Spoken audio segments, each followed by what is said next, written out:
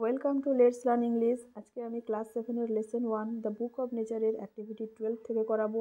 এর আগের ক্লাসগুলোতে আমি ইউনিট 1 এবং ইউনিট 2 সুন্দর করে রিডিং করে তার বেঙ্গলি মিনিং করে দিয়েছি এবং অ্যাক্টিভিটি 11 পর্যন্ত কোয়েশ্চেন আনসার সলভ করা রয়েছে।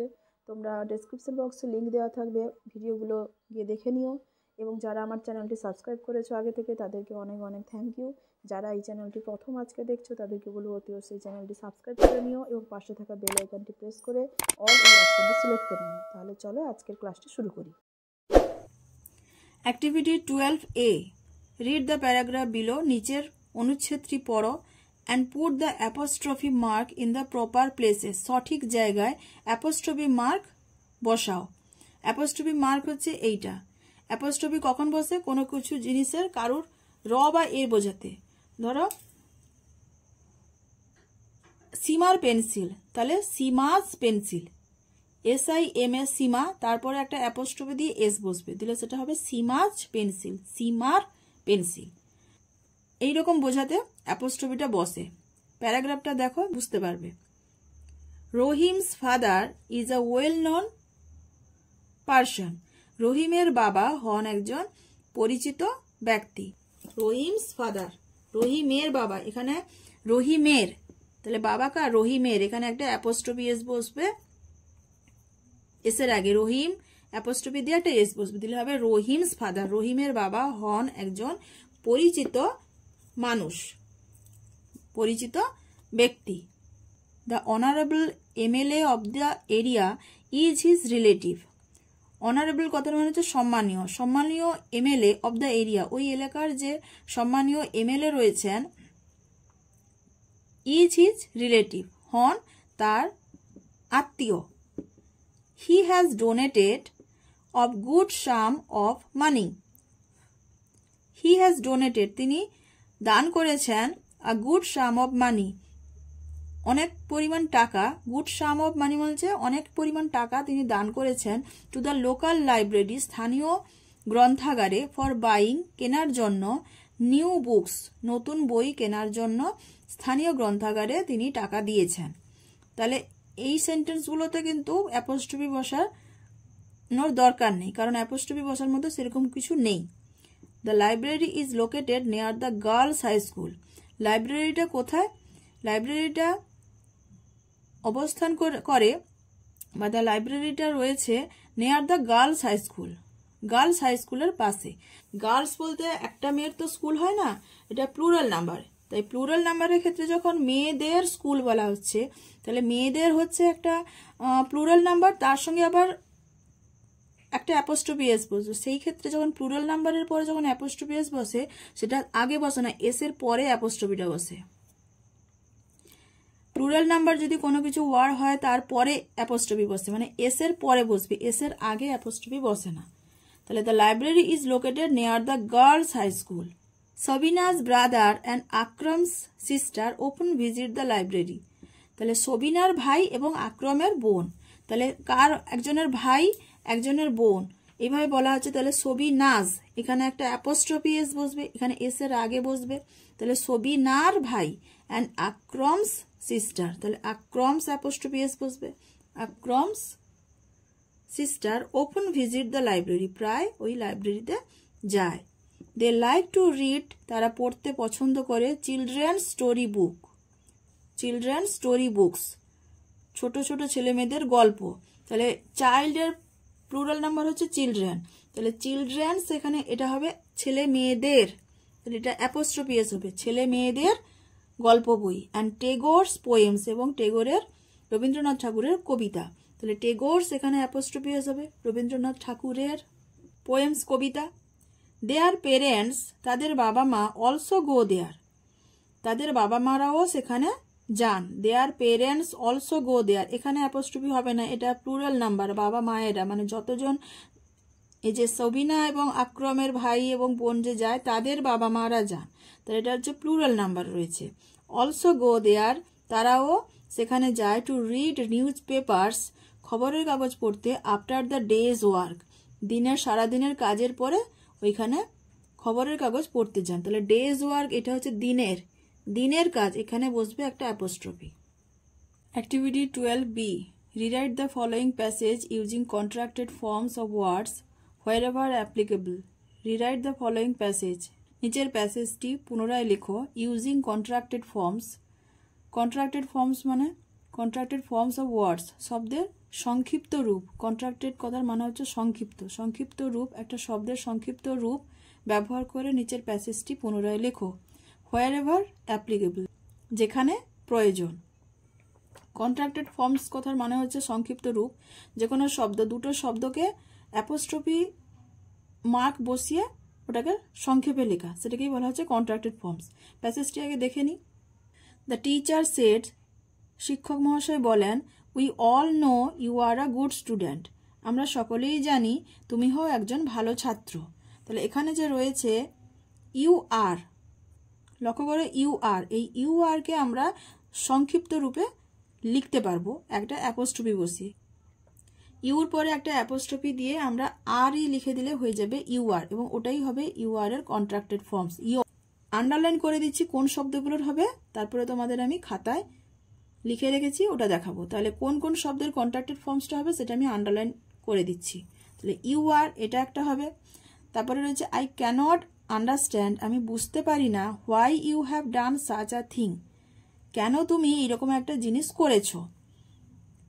এখানে ক্যানট এটার একটা হবে কন্ট্রাক্টেড ফর্মস।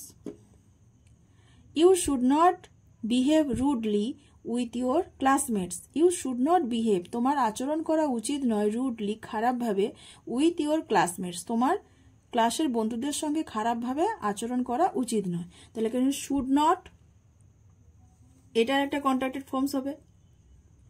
প্রমিস মি, আমাকে কথা দাও, you will always remember what I have said, তুমি সবসময় মনে রাখবে, ইউ উইল অলওয়েজ রিমেম্বার, তুমি সর্বদা মনে রাখবে, হোয়াট আই হ্যাভ সেড, যেটা আমি বলেছি সেটা তুমি মনে রাখবে। তাহলে এখানে হবে আর একটা কন্ট্রাক্টেড ফর্মস হবে ইউ উইল এটা, এবং I have. Next, the student realised his mistake, ছাত্রটি তার ভুল বুঝতে পারল। হি সেড, সে বলল, স্যার আই এম সরি, মহাশয় বা স্যার আমি দুঃখিত। তাহলে এখানে হবে আই অ্যাম এটার কন্ট্রাক্টেড ফর্মস হবে I shall never behave like this, আমি কখনোই এইরকম ব্যবহার করব না। তাহলে আই শ্যাল এটার একটা কন্ট্রাক্টেড ফর্মস হবে। ইউ হ্যাভ এটাও একটা রয়েছে। এবারে দেখে নিই এই ওয়ার্ডগুলোর কন্ট্রাক্টেড ফর্মস কি হবে।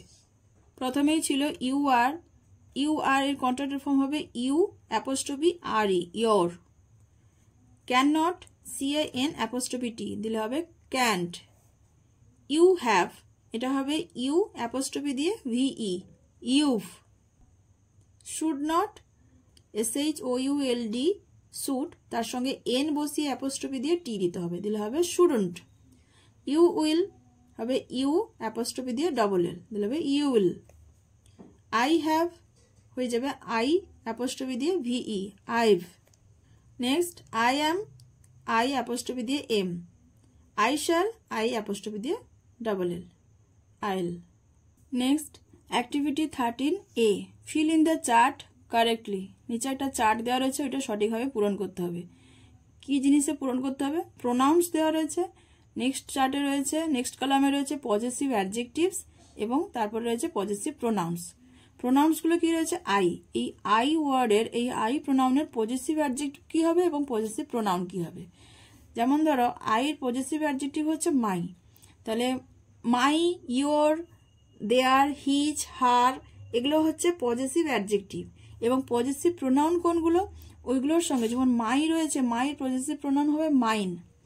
Hours, hers, his, its, theirs, এগুলো হচ্ছে পজেসিভ প্রোনাউন। তাহলে কোথায় কোনটা বসবে সেটা আমাদের বসাতে হবে। তাহলে আইয়ের পজেসিভ অ্যাডজেক্টিভ হচ্ছে মাই, এবং আইয়ের পজেসিভ প্রোনাউন কি হবে? Mine, MINE, MINE। উই, উইর পজেসিভ অ্যাডজেক্টিভ কি হবে? উই হবে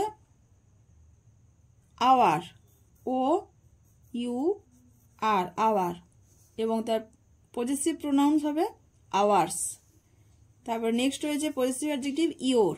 তার প্রোনাউন কি হবে? You, Y O U. Possessive pronoun কি হবে? Yours, Y O U R S, S বসে গেলেই হবে yours. Next he, possessive adjective হবে হিজ, এবং এর পজেসিভ প্রোনাউনও হবে হিজ। হার্স রয়েছে, পজেসিভ প্রোনাউন হার্স, তাহলে হার্স হচ্ছে মেয়ে বোঝাতে, ফেমিনিন জেন্ডার বোঝাতে হার্স হয়, তাহলে এর প্রোনাউন হবে শি, আর পজেসিভ অ্যাডজেক্টিভ হবে হার, এবং পজেসিভ প্রোনাউন হবে হার্স, এস বসবে। নেক্সট রয়েছে ইট, ইট এর পজেসিভ অ্যাডজেক্টিভ হবে ইটস, ইটস, এবং পজেসিভ প্রোনাউনও হবে ইটস। নেক্সট রয়েছে পজেসিভ অ্যাডজেক্টিভ দেয়ার, THEIR, দেয়ার, তাহলে দেয়ার এর প্রোনাউনটা কি হবে? দেয়ার এর প্রোনাউন হবে দে, দে, এবং তার পজেসিভ অ্যাডজেক্টিভ হলো দেয়ার, আর পজেসিভ প্রোনাউন কি হবে? পজেসিভ প্রোনাউন হবে theirs, THEIRS, theirs. Activity 13B, fill in the blanks with appropriate possessive pronouns and possessive adjectives. এই চারটায় আমরা দেখলাম যে পজেসিভ প্রোনাউন এবং পজেসিভ অ্যাডজেক্টিভ কোনগুলো হয়। এবারে বলছে যে fill in the blanks, শূন্যস্থান পূরণ করো ওই পজেসিভ প্রোনাউন এবং সঠিক পজেসিভ প্রোনাউন এবং সঠিক পজেসিভ অ্যাডজেক্টিভ বসিয়ে খালি জায়গাগুলো পূরণ করো। Yesterday I forgot to take back dash pen from Sunil. গতকাল আমি ভুলে গেছিলাম ফেরত নিতে ড্যাশ পেন ফ্রম সুনীল, সুনীলের কাছ থেকে, তাহলে ফেরত নিতে বলছে, তাহলে নিশ্চয়ই আমি ভুলে গেছিলাম, তাহলে my pen, my pen. I gave him, আমি তাকে দিয়েছিলাম ড্যাশ ইন দ্য ক্লাস, আমি তাকে ক্লাসে দিয়েছিলাম, কি দিয়েছিলাম? আই গেভ হিম মাইন, আমারটা, আই গেভ হিম মাইন, আমি আমারটা দিয়েছিলাম ইন দ্য ক্লাস, বিকজ, কারণ হি ডিড নট ব্রিং, তারটা সে তারটা আনেনি, he did not bring his.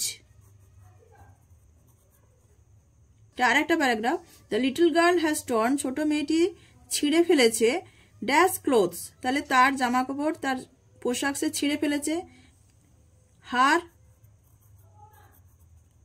The little girl has torn her clothes.